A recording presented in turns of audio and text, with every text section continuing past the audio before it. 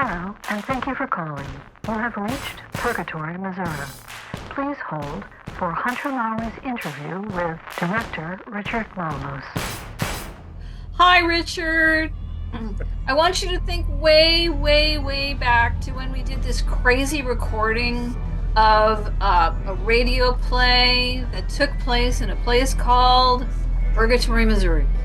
Yes. Oh, yes. How could I forget it? Oh, and it's, by the way, it's interesting. I'm just going to just throw this in here. I'm curious if you're going to ask me this. So if I'm jumping the gun, let me know. I remember we had this discussion. I said, I think we should say Purgatory, Missouri. And, I remember Stewart saying, Missouri? And he said, I've always heard it Missouri. Now everyone here has. And I said, well, in Missouri, they're very weird about how you say it. Not everyone, but the old timers. It's Missouri. It is not Missouri, but you can get away with it. But I just thought that was Purgatory, Missouri. I just thought, when I read the title that you guys were putting this together, I was like, what in the world am I getting myself into? Honestly, it was just like, wow. So yeah, it was a good time. But carry on. I'm sorry, I didn't mean to jump into your questions. No, that's quite all right. This is very free form, very loose, very open-ended. So if you want to jump in on anything, feel free. But I do have to say that thanks to your insistence, now we all have to say Purgatory, Missouri anytime we say it. It gets stuck in your brain. It won't No, Stuart insists. He won't let us say it any other way because Richard says. Because Richard says. Well, when the director speaks, people listen, I think. I don't know.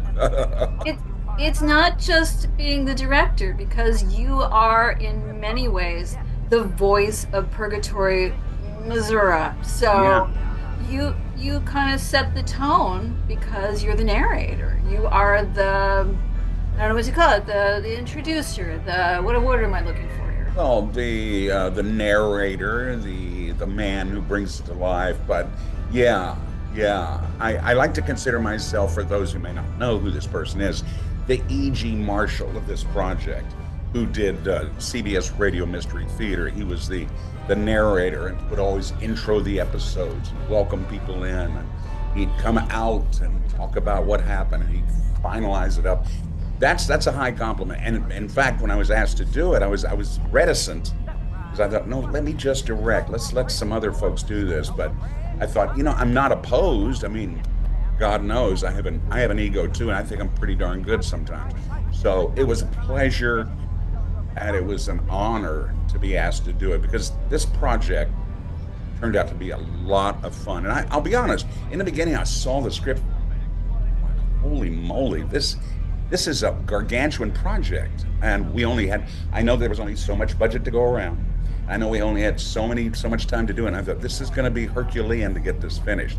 And God help us, with your help, Stewart's, Maureen's, and mine, and that incredible cast, and the folks behind the scenes, we got it done. It's fun to listen to now, because I know how much work and the editing that Stewart's did on it, and just all the work and the sweat and the rough nights and the rough days and the notes back and forth that could get a little testy. And that happens in this kind of work, because we're all pros, we're all good at what we do, and we want to make it the best. So I think we were so fortunate and lucky to have such fine people like yourselves as the authors, and the people that brought it to us, and that we could, well, I'm being honest, and I felt very lucky to be able to be the director and be asked to be the director. It's been a real pleasure. Well, I have to say that, with all this sweat and the rough nights, you're making this sound a lot kinkier than it really was. Well, okay, maybe I went a step too far. That was a bridge too far. But you're a big part of this. I mean, you weren't just the director. You Sure. weren't just like the voice of God for this thing. Yeah. You also played you played one of the main roles. What do you think was like your favorite part of your piece of this puzzle? That was the other thing. I must say again, I was like, are we sure we want me to do this? And then when I read the part, I thought, oh God, I could hear the voice. And I just knew that this ancient entity, it could Don't be. give away too much. Don't give away too much. I'm sorry. What's wrong with me? I'm sorry. But this entity was very this character. This character was going to be something special. So that was a lot of fun. And getting to interact with so many other good actors. My goodness. It was, I've done a lot of work.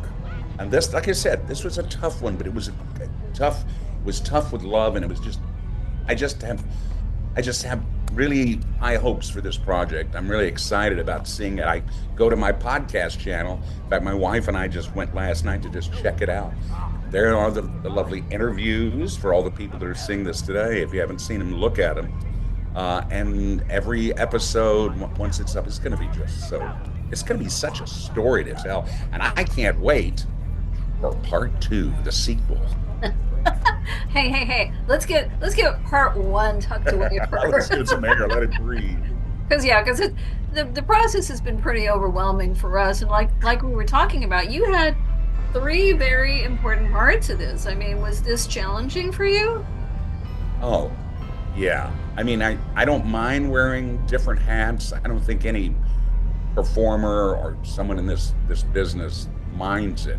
But I wanted to make sure it didn't lessen my directorial role. I didn't want it to interfere with guiding this thing in the right direction and making sure we were hitting all the marks and hitting all the right spots. So that was a challenge, but I was willing to do it because, quite honestly, I really wanted to do this part we were talking, this character. So, but it was challenging, I suppose, because you have to, your director, and it's like, okay, take off your director's hat, now get into character and do what the director would tell you and get in there and hit your mark and get your lines done correctly. Let's get it done and do it right. So, I think it's difficult anytime for a director, be it film, television, plays, musicals, whatever, to direct and then get in there and do the show. That's got to be one of the hardest things to do. You were wearing a lot of hats. You were like all over the place. But for people who don't know or picture, like a movie director, what would a podcast director, how would you explain what you did? I like to look at it this way. It is different in many respects from what happens in a television set or a movie set, but similar. I hope this isn't too broad, but I feel like kind of like the circus ringmaster. It's like, although producers consider themselves that, but I was more like cracking the whip, metaphorically, of course, and get everybody in position to do what they had to do. I tried to motivate them, but I didn't always have a lot of time. I expected my actors to come prepared, and if they had questions, in fact, before we recorded, I had a few sessions with our actors to talk to them what I thought the characters should convey, and then I would get some feedback from them, and we'd try to meet each other in the middle. But it is different from a podcast perspective because it moves a little quicker, and it should move a little quicker. There's not, setup for scenes and all that. So it's basically you're at the mic, you're ready to go, and people have to be able to respond very quickly. And so it's a little different, but it's similar to what other directors do, I think. Tell me a little bit about how you think the music and the acting and the sound effects all worked together. That must have been kind of different for you. Well, this project was way out there. In fact, it's really, and when I say way out there, I mean way out there in a good way. Stewart's music. First time I heard it, I was like, wow, this is upper level stuff. It's no wonder he's so loved by so many folks out there. His music is very, very good. And it was just such a dark texture and flavor to it, this dark Americana that just worked perfectly with what's happening with the story, and without giving too much away, the effects in this world, in this place. Stewart and I talked about it, and I asked him how he was planning to do it, and we started talking about it. And because I had it in my head, and we were almost right on the same wavelength. I mean, I remember in the early stages, said, yeah, it's going to be this, this, this, and this. I'm like, that's exactly right. That's exactly right. So his It's just been fun because I know kind of the backstory where this came from, and I'm not going to get into that today. But that made it even more fascinating because I didn't know that in the beginning. And then when I found out how this all came about in the beginning, I was like, wow, that made it even more trippy. And that made it even more spectacular. And so just juicy stuff. And that's why I think the audience is really going to get involved in this, because there's so many questions to be asked, so many things. It keeps you puzzled. It keeps you, what's going to happen next, and why is this happening, and I don't understand this, and what, and until the very end, and you're gonna be questioning, and you might find you're on the right path, but then you might be going the wrong way. It's like, wait a minute, I was wrong the whole time. Like a good mystery, like a good crime mystery. It's just so many layers. So sound effects, music, script. It was quite it was quite overwhelming because it was all so good, and the final mix has just been a joy to listen to. It really, really is. It's fun to listen to it all over again. It's fun to go over to my TV over here and just turn it on and listen to the whole episode, and just you forget as you're into the story. You just want to sit back and enjoy it. You take the ride with the people that are listening to it for the first time. And that's the way it should be. We can just stop right now because you've given me all my pull quotes and all my promos. I think that's what I'm here for. I think Stuart's head is about to explode in the other room. It's like, Stuart, don't do that. So now we're going to delve into the spooky stuff, because there's a lot of, shall we say, you said it was out there. And we like to delve into some of our participants' personal stories.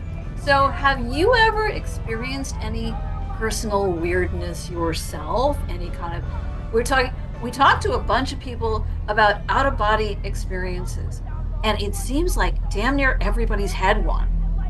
Yeah. What about you? Go ahead. No, I'm saying any weird stuff happened to you? Well, I'll tell you. When I was a younger man, very young man, probably teenager, I saw a psychic, and I'll never forget the psychic said to me, "You're going to be a psychic someday." And I said, "What?" He said, "No, I'm telling you, you have the abilities." I was like, "Really?" And I don't talk about those very much because I think everyone has a belief for a thing, and I don't want to ever push mine on it, because this is just what I'm about. So I think I was 16, and I started experimenting, as many kids have, with Ouija boards or some kind of chants and weird stuff like that. And there have been a couple of times, and I've never told too many people this. I literally got so much in a trance. The only way I can describe it to you is, and it was an out-of-body experience, that I could hear, let me try to give you an example. In 2001: A Space Odyssey, when you see the obelisk and you hear all those voices, I was literally hearing this in my head, and it was getting louder and louder and louder and louder and louder. And finally I hear this voice go, "Richard, wake up." And I snapped out of it, and I was kind of sweating. I was kind of scared because it was like, what just happened? That was a true thing that actually happened. I kind of, after that, because I did a lot of candle burning and really tried to, find that place, I backed off after that, because I realized there is something there that every one of us should be careful with if we're going to delve into that world, because you can go down that path and you don't know what you're going to find. If you don't know what you're doing, you could hurt yourself. So that was my out-of-body experience. I gotta tell you, that sounds terrifying. It was, but it was so real. And to this day, I remember it vividly. It was freaky, because I heard that voice yelling, "Richard, wake up." It was like someone who said, Richard, stop. Well, I mean, at least you came back whole and hearty and unaffected by your trauma. Oh, I'm completely unaffected. What? Ghost stories, I have never, but I'm just going to relay just a couple of stories. My wife's niece, when she was a little girl in Topeka, Kansas, I used to hear these stories from my wife and her sister. She used to literally have conversations with a ghost, and my wife and her sister both say, no, that ghost was there. You'd see things moving in the house. We literally sat at a table and watched things move around. And she was just not, said, oh, I forget what the ghost's name was, but it was a woman.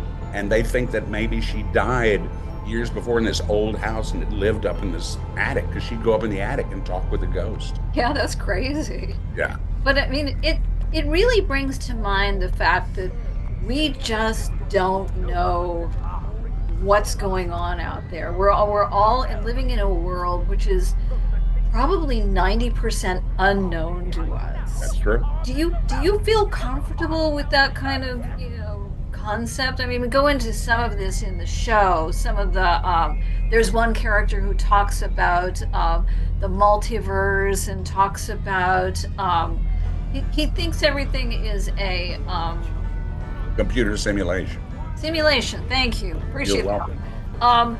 Do you feel comfortable with those concepts? Like I said just a few moments ago, I think everyone has their own concept. I know that in the story, that made perfect sense to me. There are probably those out there in our world that may believe that to some degree, and perhaps that's a kind of a metaphor for what really is going on. That's the big question. You said we don't really know.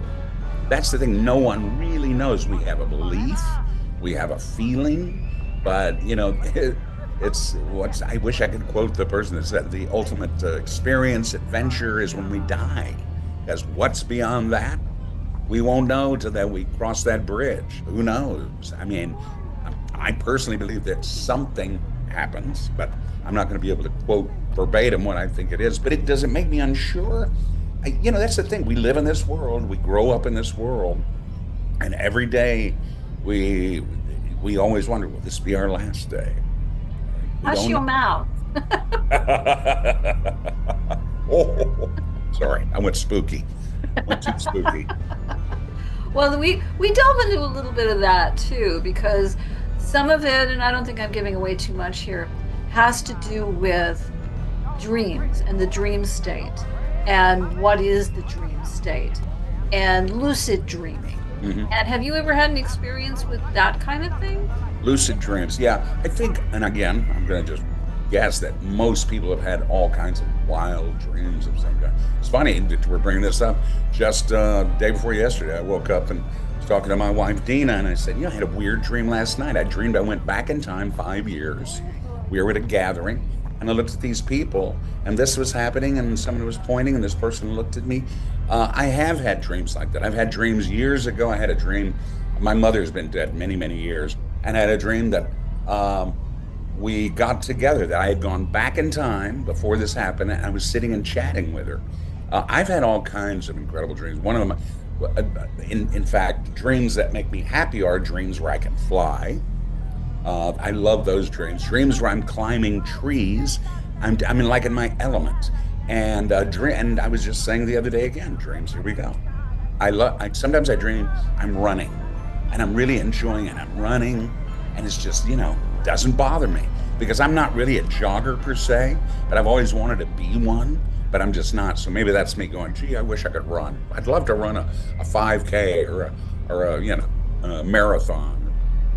Not really. I've had that one. And I'm not a runner either. I mean, I'm half the time I don't even want to go for a walk. But it's like you're running and it's effortless. Yes, and your feet are just like hitting the ground and you're flying along. And it feels good. Glorious. It's I wonder what that means. I don't know, but I've had that too. Maybe we should see someone about that. No, just enjoy it. It doesn't happen in real life for me. No.